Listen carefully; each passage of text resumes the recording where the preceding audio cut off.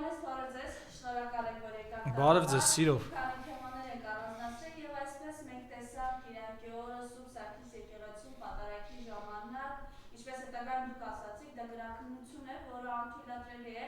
Ձեզ ուղղակի դուրս բերեցին եկեղեցուց, որտեղ դուք պատասխանելով ստեցիոնարի սկզբած քահանային, որը զերծել էր Վեհապարի անունը, մանկարկում էի Գարեգին Հայրապետի անունը, դրանից հետո արդեն ձեզ բերման ենթարկեցին, հետագայում իհարկե ազատ արձակվեցիք։ Խնդրեմ այս մասով ինչ կարող եք ասել, ինչ տեղ ունեցավ այդ օրը եկեղեցում, ինչը կառանձնացնենք։ Շատ բարի։ Ուրեմն նախ Սուրբ Սարգիս եկեղեցու պատարագը ինքը ամենևին պատարագի նման չէր, որովհետև ես ինչքանով տեղյակ եմ, պատարագները արվում են հավատացյալների համար եւ դրա հիմքում քրիստոնեությունն է, Քրիստոսն է, սակայն այս պատարագի հիմքում Արցախը հանձնած 385 եկեղեցի հանձնած քրիստոնյաներին կեղեքող Նիկոլ Փաշինյանն էր այդ արարողության ոնց որ հիմք, ոնց որ ծնունդը լիներ, հա, բոլորը հավաքվել էին Հայաստանի քաղաքացի Նիկոլ Փաշինյանի համար, որովհետև նախ եւ առաջ նա մտնում է եկեղեցի, սկսում են ծափ տալ, ինչի համար, պատարագ է, եկեղեցու գլուխը Հիսուս Քրիստոսն է, ինչ են ծափ տալիս այդ մարդուն, ու պատարագը սկսվում է այն պահից, երբ որ ինքը ներսն է, ինչի համար է քահանան պատարագիչը, սկսում է այդ պահից եւ պատարագի նախագահողն էլ arczepiskopos Կճոյանը փաստորեն ընդունում է դա, որ ոչ թե Քրիստոսն է այդ եկեղեցու գլխին, այլ քաղաքացի Նիկոլ Փաշինյանը, որը իդեպ հանձնել է 5-րդ դարի, ասենք Ամարաս եկեղեցին, որը Մեսրոպ Մաշտոցը այնտեղ հիմնել էր դպրոց եւ հանձնել է Ադրբեջանին, որը նենգափոխում է այն։ Սա դեռ ամենը չի, իհարկե, պատարագի ժամանակ մոտավորապես 1 ժամ հետո մի տեսարան է լինում, որտեղ սարկաֆակները եւ պատարագիչը տալիս են ամենայն հայոց կաթողիկոսի անունը Գարեգին II։ Այս տարիների ընթացքում արդեն 99 թվականից հա Գարեգին II-ի անունն են տալիս։ Ու թե պատարագիչը, թե սարկաֆակները անունը չեն տալիս։ Այսինքն գրաքննում են պատարագ։ Այսինքն դա անում են, որովհետև այդ անձը, ում ծափերով ներս էին թողել, որոշել է, որ պետք է բանալվի։ Իր ուզած ձևով արվի։ Այսինքն եթե ինքը մտներ այդ տեքստում գրեր, չգիտեմ, բանը Փարք քեզ Իլհամ Ալիև, դու մեր կանանց մասնատող, դու մեր զինվորներին քնած ժամանակ սպանող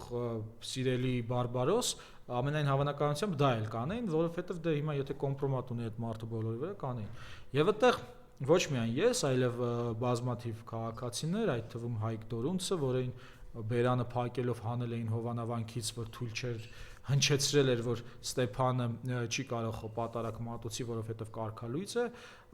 Արմինեն Պետրոսյան, այնտեղ կողքից բազմաթիվ կանայք, տղաներ շտկում էին այդ գրաքննությունը, ուղում էին, տեքստը դնում էին իր տեղը եւ հնչեցնում էին ամենայն հայոց կաթողիկոս Գարեգին II-ի անունը։ Ճիշտ էին անում, լավ էին անում։ Ու այդտեղ ուժով ինձ ու Հայկ Դորունցին հանեցին ու տարան անհայտ ուղությամբ առանց ներկայացնելու մեր իրավունքները, հիմքը ինչի համար են բռնում եւ թե ուր են տանում։ Տարան, բաց թողեցին մանումենտի մոտ հաղթանակի զբոսայգու եւ փաստորեն անհիմն զրկեցին իմ տեղաշարժի իրավունքից եւ ազատությունից առանց ներկայացնելու հիմքերը, ինչը կարծում եմ պետք է անպայման իրավական պատասխան տրվի թե եկեղեցուց ինձ ուժով հանելուն, թե այս իրավապահների գործողություններին։ Նորից հիշեցնենք, որ Նիկոլ Փաշինյանը եկեղեցին, հայկական եկեղեցին զավթում է, վերացնում է, որովհետև եկեղեցին այն կազմակերպված կառույցն է, որը պայքարում է արցախցիների իրավունքների, Արցախում հայկական մշակութային ժառանգության վերացման դեմ, եկեղեցիների վանքերի ավերման դեմ եւ բնականաբար Իլհամ Ալիևը եւ Նիկոլ Փաշինյանը չեն ուզում, որպեսզի կաթողիկոսը լինի Գարեգին II, քանի որ Գարեգին II-ը պայքարում է հայերի իրավունքների համար, ընդ որում բավական արդյունավետ, որովհետև նա կարողանում է համախմբել աշխարհի այլ եկեղեցիներին, այլ կարևոր հեղինակություն ունեցող անձանց եւ կազմակերպություններին։ Եվ սրա համար նրանք հարձակվել են այս եկեղեցու վրա։ Այսինքն պատկերացրեք, եթե այս պահից Գարեգին երկրորդը հանկարծ ասի, դե գիտեք ինչ կա, բանը Ադրբեջանը, Արցախը ադրբեջանական չի, ինչ եղել է, լավ ա եղել, բա ուրիշի հողն է եւ այլն, բնականաբար այս ոհմակը օկուպացրել ենք դեռ մենք հիշում։ Հա, հələ մի բան էլ մի բան, թող մնային կռվեին, չգիտեմ, բան, ջերմուկում կսովածանան կգնան ու մի խոսքով այս բոլոր այս բազան, որը բոլորը կրկնում են այն ինչ որ Նիկոլ Փաշինյանի նեյրոնային ցանցերն են ուղեղում պարտադրում, մի անգամից կմոռացվեր այդ իր աշխարհի կանոնը, որ տալիս են, մի անգամից կմոռացվեր են հերյուրանքները, բանը KGB-ի agent այդ ստերը որ տարածում են, դե ինչպես օրինակ ասենք մոռացվում է այն մյուս եպիսկոպոսներին եւ հոգեվորականներին, որոնք փաստորեն ենթարկվում են, պատանդարվում են։ Իրականում այս մարդիկ, այս հոգեվորականներ, ովքեր անցել են Նիկոլ Փաշինյանի կողմը, նրանք պատանդ են։ Այս պատկերի մասին է խոսքը։ Այո, այս մարդկանց պետք է ազատագրել։ Այս բոլոր ներկաները, բոլոր ներկա հոգեվորականները այս մարդու պատանդն են եւ հայ ժողովուրդը գերի է եկել սրա ձեռը։ Ինչ է պատանդը։ Պատանդը օրինակ, ասենք, եթե ահաբեկիչը պատանդ է վերցնում, պահանջում է ինչ-որ բան պատանդին ազատելու դիմաց, չէ՞։ Հիմա այս մարդը, այս մարդկանց պատանդ է վերցնել եւ նրանցից պահանջում է կաթողիկոսի հրաժարականը նրանց դեմ, ասենք, քրեական գործեր չհարուցելու, նրանց, չգիտեմ, կարող է ինչ-որ վիդեոներ ունեն չհրապարակելու եւ բոլորը հայ ժողովուրդը լինի, արտասահմանյան, օտարերկրյա ժողովուրդը լինի, այս երևույթի դեմ պետքա պայքարի։ Սա աննորմալ է ոչ միայն հոգեվորականների պարագայում, այլ ցանկացած քաղաքակիրթ աշխարհում բոլորի դեպքում սա աննորմալ է, չի կարելի մարդուն գցել այս օրը, որ ինքը պետքա այնպիսի ընտրություն կատարի, որ կամ ընտրի, որ այտենց խեղճ ու կրակ պետքա ապրի, որ իր մասին սաղ վատ խոսան կամ բանտերում ապրի հալածվի, կամ էլ պետքա բանը սրա ուզածով ուրանա։ Այսինքն ինքը դավաճանա, ուրիշներին է սարքում դավաճան։ Երեք միջոցից դրա մասին Աշակ Սրբազանը ասաց այս եպիսկոպոսներն ըստ էության այլևս կիսում են այս իշխանությունների դավաճանությունը։ Իմիջիայլոց նաև այս մասը։ Դե հա, բայց ես ուզում եմ ասեմ, կարծում եք կա հանրային պահանջ նաև, որ առաջ այս մարդկանց կարգալույց անել եւ երեք սրբազանները բանտված, Միքայել Սրբազանը, Բագրատ Սրբազանը, ըստաբար նաև Մկրտիչ Սրբազանը նամակ էին հղել, որտեղ դիմելով վերհապար հայրապետին ասում էին, որ պետք է այս մարդկանց կարգալույց անել, իրենց թեմերի քահանաներին հորդորում էին ընդվզել եւ չենթարկվել այլևս այս մարդկանց, ովքեր ուղղակի գնացել են այս դավաճանական։ Դե հիմա ամեն մեկը ըստ իր իմպուլսների իր արձագանքն է տալիս, ես որևէ մեկին չեմ կարող բան անել, խորհուրդ տալ, չնայած կամ խորհուրդ տամ, ինչ չեմ կարող, բայց իմ տեսանկյունը այս հարցում այլ է։ Ես այդտեղ բանը չեմ, հա, այդ քար նետողը չեմ, ես ինձ ավելի հետաքրքիր է խորքային պատճառը եւ ես գտնում եմ, որ մենք չենք կարողացել դեռևս չենք կարողացել ստեղծել մի այնպիսի հասարակարգ, որտեղ մեր ընտանիքի անդամները, դա կլինի հոգեվորական, ոստիկան, դատախազ, ով ուզում է լինի դատավոր, չկանգնեն այսպիսի նենգ ընտրության առաջ։ Նրանք կատարեն իրենց մասնագիտական աշխատանքը, պարտքը, հանգիստ ապրեն, նպաստեն հայրենիքի զարգացմանն ու ապահովությանը, աշխարհի զարգացմանն ու ապահովությանը։ Այդ համակարգը երբ որ կլինի, այս մարդիկ չեն կանգնի այդ ընտրության առաջ ուրանալ կաթողիկոսին, թե գնալ, ասենք, բանտերում ապրել, մանավանդ որ մեծ մասը տարիքով մարդ է եւ հիվանդություններ կունենա, ասենք, հաճելի չէ։ Իհարկե քրիստոնեության պարագայում ես ինչքան գիտեմ,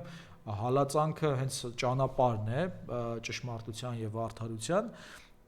որովհետեւ մենք գիտենք Հիսուս Քրիստոսը հենց հալածվեց, էլի, բոլորը ձեռքերը լվացին, այդ մարդը մնաց մարդ Աստված ըստ քրիստոնեության մնաց մենակ ու տարան այդ տանջանքներին։ Եթե այսօր տանջանքը, ասենք, բանտերում լինելն է Նիկոլ Փաշինյանի իշխանություն, պատկերացեք մարդու ձեռքերը մեղեն, կախեն բանից, խաչից, տենց ժամերով, օրերով, սարսափելի տանջանք է, չէ՞, թվում։ Այսինքն, տեսեք ինչի մեջով աղացել Հիսուս Քրիստոսը, հիմիկվա տանջանքը, որ բանտ նստելը կարա լինի, կամ ասենք այդ հանրային պարսավանքը, դրանից էլ նույնիսկ չեն ուզում մոտենալ նույնիսկ այդ տեսակի տանջանքի, որ սարերի ու ձորերի տարբերությունը, հա, առաջի դարի եւ 21-րդ դարի տանջանքների տարբերությունները։ Ովքեր ձեզ համար հասկանալի է Դերվրթանեսի պահվածքը։ Արցախի թեմի առաջնորդի։ Ասացի, նույնն է, իմ կարծիքը նույնն է։ Նաև արդեն տեղեկություն եղավ մամուլում, որ միջև անգամ ոստիկաններին է դիմել իրեն պաշտպանելու, ումից պաշտպանվի իր հոտից, իր հավատավոր ժողովրդից, իր հայրենակիցներից, ովքեր կտանքների են եկել։ Իր կատարած ընտրությունից, իր կատարած ընտրությունը իրեն իր համար, այո, ինքը ընկել է, տեսեք, մենք բոլորս կյանքի ընթացքում ունենում ենք անընդհատ որոշում կայացնելու առիթներ, ամեն օր, ամեն ժամ, մեկը մի քիչ մեծ, մեկը մի քիչ փոքր, եւ պատկերացրեք այդ որոշումները ենք տելեպորտի պես են,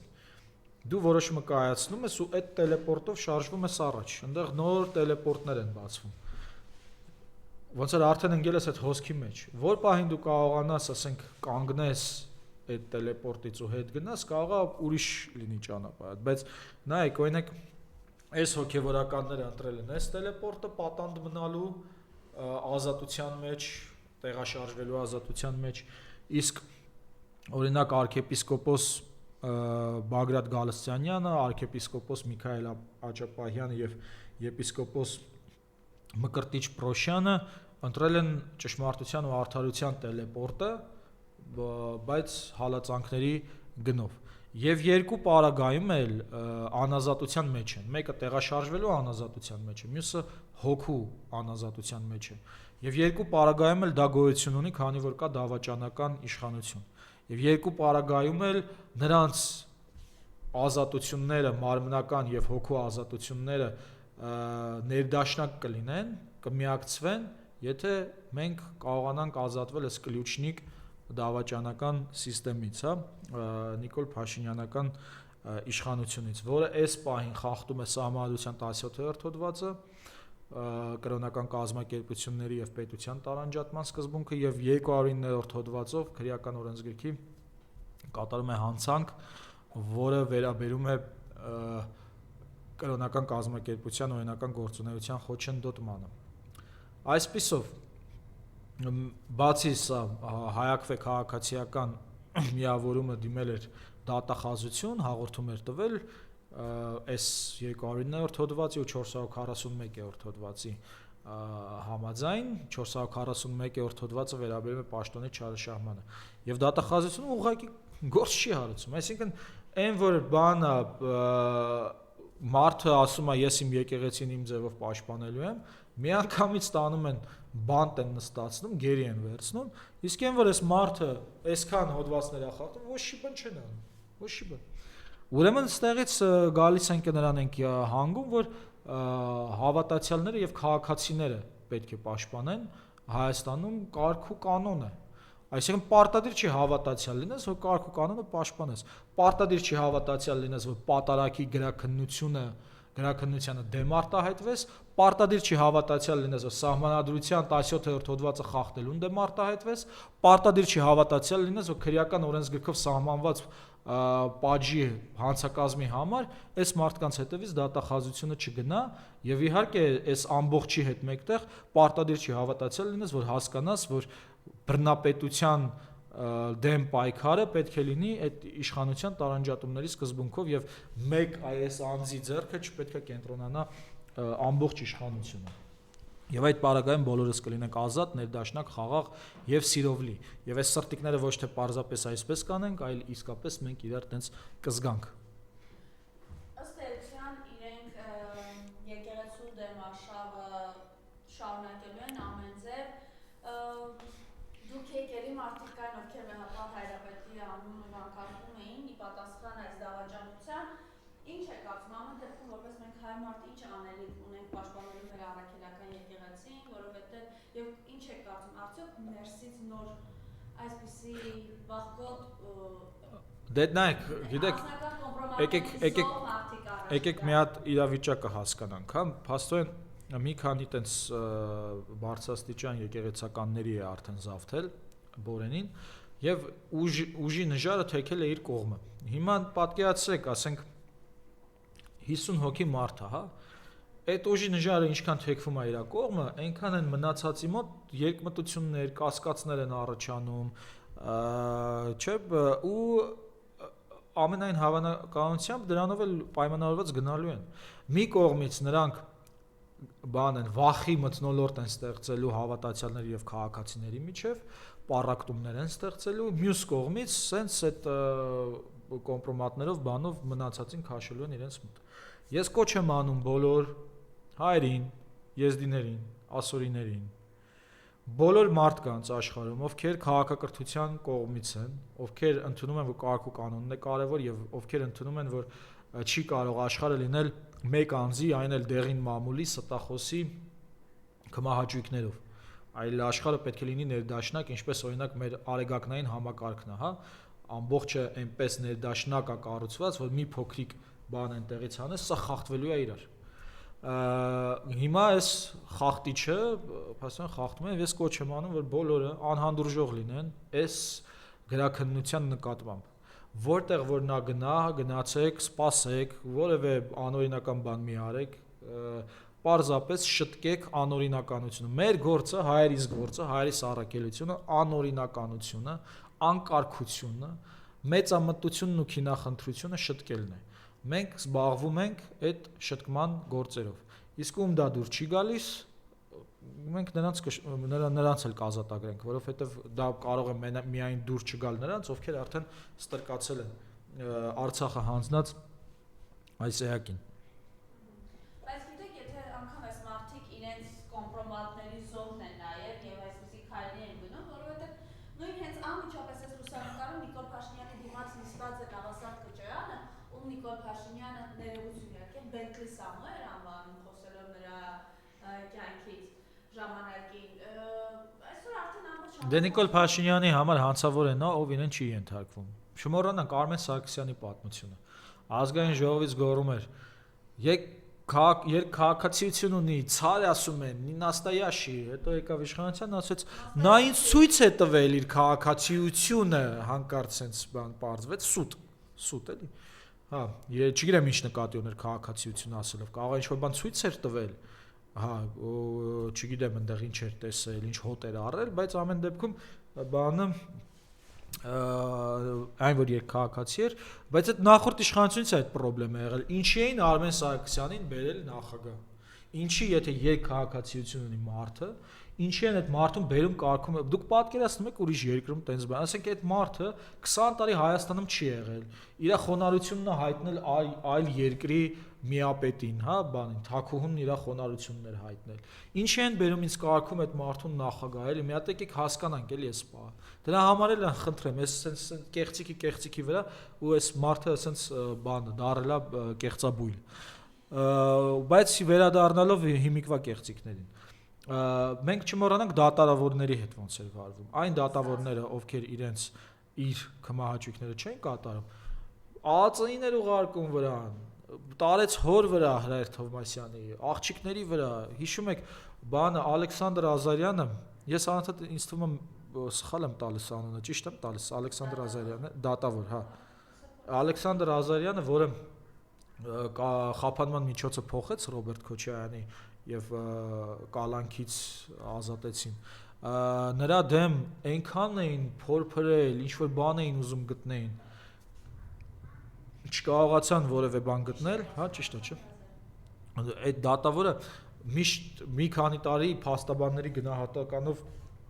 ճանաչվել է լավագույն դատավոր։ Ոչ մի բան չկարողացան գտնել, են Բոհին, Սմբատ Գոգյան կար,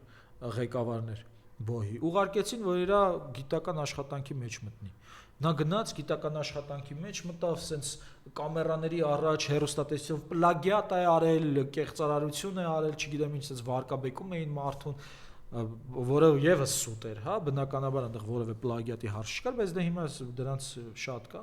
Ու մի խոսքով այդ մարդուն այդ օրն էին գցում, բայց այն որ բաներ կալանքի էր տալիս, գնում էր պլաստիկ օպերացիա էր իրան անում, սիրուն անում էր, չգիտեմ, հիմա էլ Վճռաբեկի դատավոր են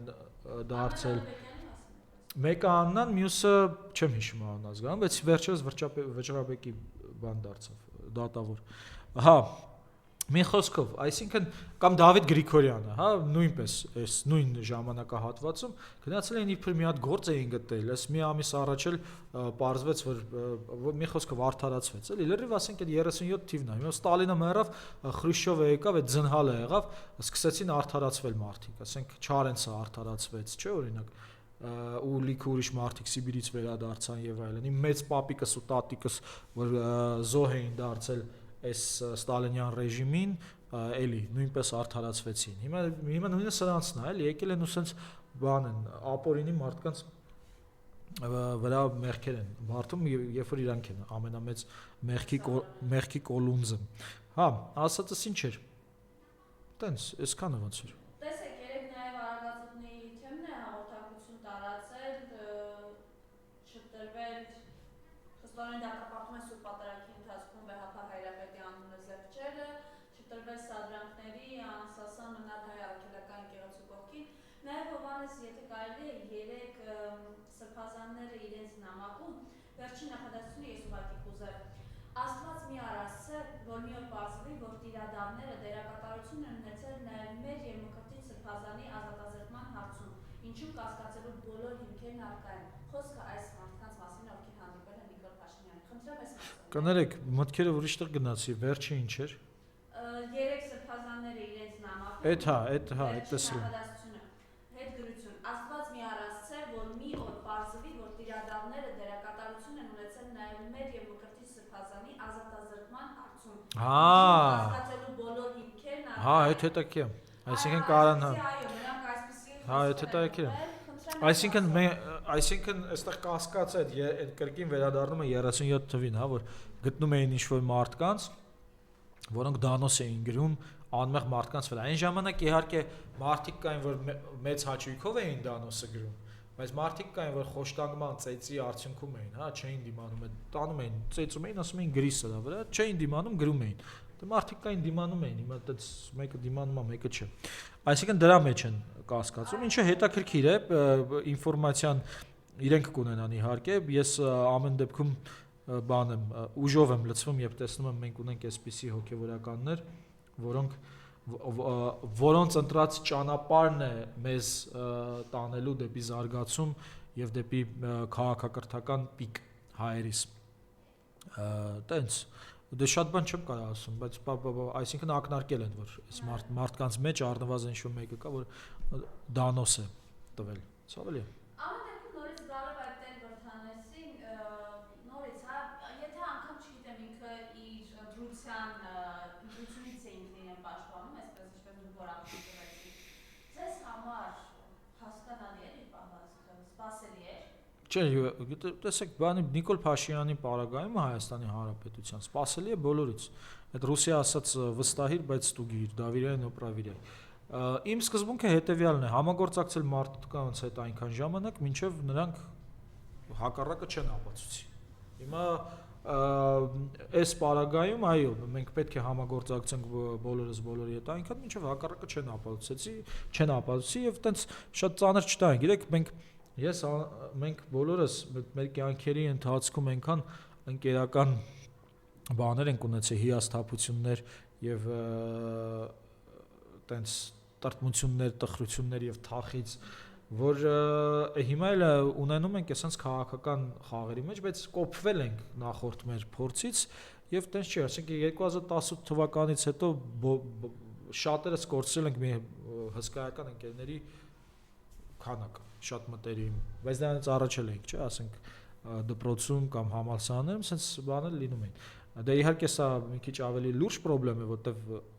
ընդհանուրի անվտանգության հետ է կապված, ոչ թե անձի։ Այսինքն այստեղ եթե անցնում են Նիկոլ Փաշինյանի դավաճանական կողմը, բոլորիս է վերաբերում, ոչ թե անձնապես ինչ-որ մեկից, բայց նաև անձնապես ինչ-որ մեկից է վերաբերում եւ դառնում է դա բոլորը։ Այդպես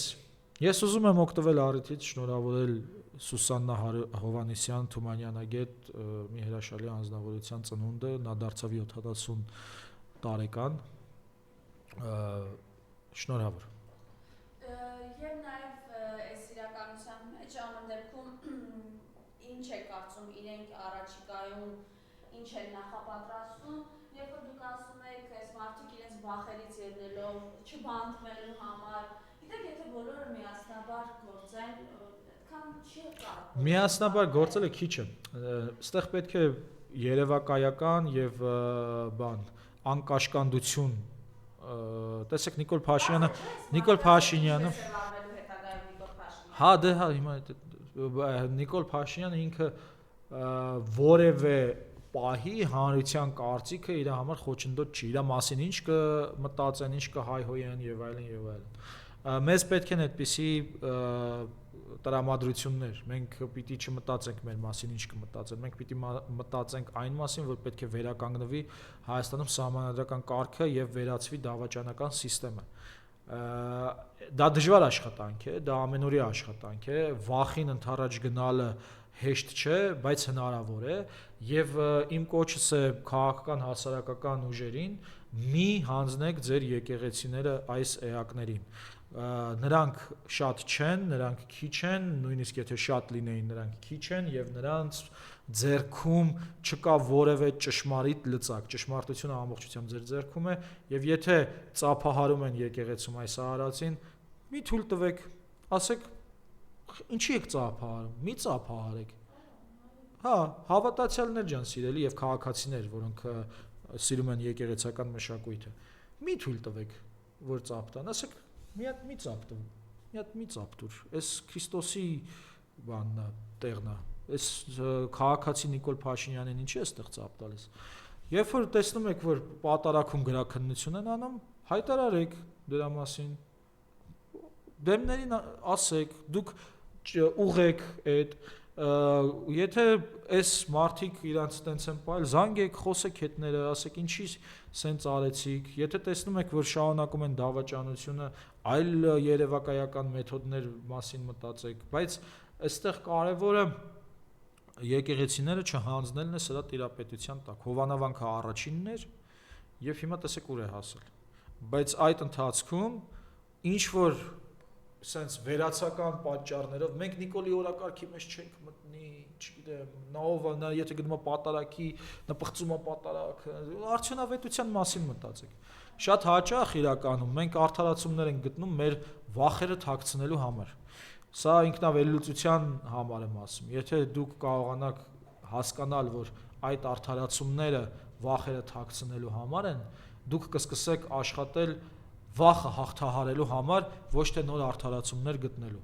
Նորմալ է, որ վախ կա, դա նորմալ երևույթ է, բայց վախը անհաղթահարելի չէ։ Վախը կարող է դառնալ ձեր ընկերը։ Վախը կարող է դառնալ ձեր շարժիչ ուժը, եթե դուք կարողանում եք նրա հետ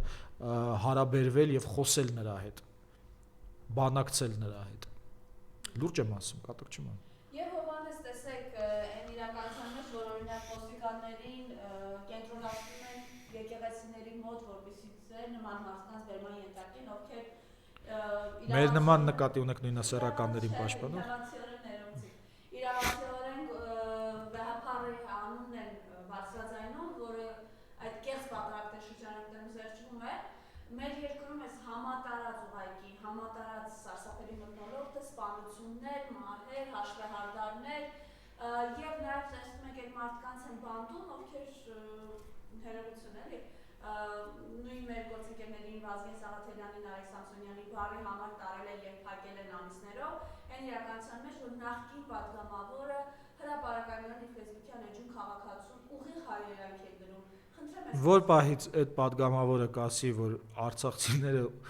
ունեն Արցախ վերադառնալու իրավունք, այսինքն կասի 1 գումարած 1 հավասար է 2, հա, ինքը կհայտնվի նույնպես բանտում։ Վերջ, այսքանն է։ Եթե մի քիչ է բան լինի, հա, եթե մի քիչ ավելի տեսանելի լինի, օրինակ հիմա այս դեպքերից հետո իմ բանտում հայտնվելու հավանականությունը մի քիչ մեծացել է։ Դրա համար սկսում են ինչ-որ հակաքարոզ եւ այլն բանման, ասենց տիպուչկեք են անում, էլի, խեղճու կրակներս։ Հա, բայց եթե իրանք տեսնում են որ սա չի լինում եւ ես շարունակում եմ ինչ որ տենց ասենք մարդիկ են իմ շուրջը հավաքվում կամ ես եմ հավաքվում ինչ որ մարդկանց շուրջը, այս պարագայում վտանգը մեծանում է, հենց որ sense մոմենտ կա։ Մյուս կողմից կարա շատ հասարակ մարդու պարզապես մի հատ մեկնաբանության համար տանեն փակեն վախ ստեղծելու համար մյուսների համար։ Վերջերս տենց արեցին Facebook-ում գրառման համար, հա։ Ինչ որ լավ բաներ երևի գրել, դե լավ բան գրողներին պետքա փակեն, էլի։ Հա, դե էս սիստեմն է, բայց այս սիստեմը նոր չի, մենք մարդկությունը նոր չի առաջվում այս սիստեմի հետ։ Եղեք սառնասիրտ, բայց էմոցիաները մի կորցրեք, այդ հետաքրքիր բան է, չէ՞, լինել սառնասիրտ, բայց էմոցիաները չկորցնել։ Այո, որովհետև մենք չենք կարող կորցնել 5000 հոգուն սպանելով Արցախը հանձնելու այդ էմոցիան։ Այդ էմոցիան դառնում է մեր շարժարիթը, այդ մարդկանց հիշատակը եւ կյանքի նպատակը իրագործելու համար եւ արդարությունը վերականգնելու համար։ Այդ էմոցիայի շարժիչ ուժը հետո պետք է մեզ դարձնի սառնասիրտ, որպեսզի դիմանանք սրանց օֆինցիվ ֆլյուշկեքին։ Դուք նշեցիք 5000 մեր հայրենակիցների զոհերը, վերջերս Ալեն Սիմոնյանը շուտ թիվ է հրապարակել։ Խնդրեմ այս մասով ձեր ինքը թիվը հրապարակել էր 3833 եւ նախ եւ առաջ ուզում է լինի մի հոգի, ուզում է լինի 10 հոգի, ուզում է լինի 3833, 5000 թե 100000, փաստը որ նրանք մեկ հոգու թեկուզ զոհել են Արցախը հանձնելու համար, հա, արդեն իսկ այն է որ նրանք պետք է պատասխան տան թեկուզ այդ մեկ հոգու համար, բայց պատկերացնում եք 3833 հոգու։ Բայց մի կարևոր բան էլ ասեմ, հա, Գևորգ Էմինտերյանը ինձ հուշեց Օրագիր Նյուզի խմբագիր, որ ամենայն հավանականությամբ սրանք ուղղակի արցախցի զոհերին չեն հաշվում։ Որով 1700 ես նոր տվյալ ստացա, որ 1700 զոհել Արցախից ունենք, այսինքն եթե գումարում ենք իրար, բնականաբար 5000-ից ավելի է ստացվում։ Դրան գումարած դա միայն այդ զոհերը չէին, պետք է հաշվել նաև սեպտեմբերի 22 թվականի սեպտեմբերի 300-ից ավելի զոհերը, ինչպես նաև պետք է հիշել սեպտեմբերի 19-ին Արցախի վրա որ հարձակվեց ադրբեջանցիները եւ լուսավոր մարդիկ այդտեղ էլ զոհվեցին,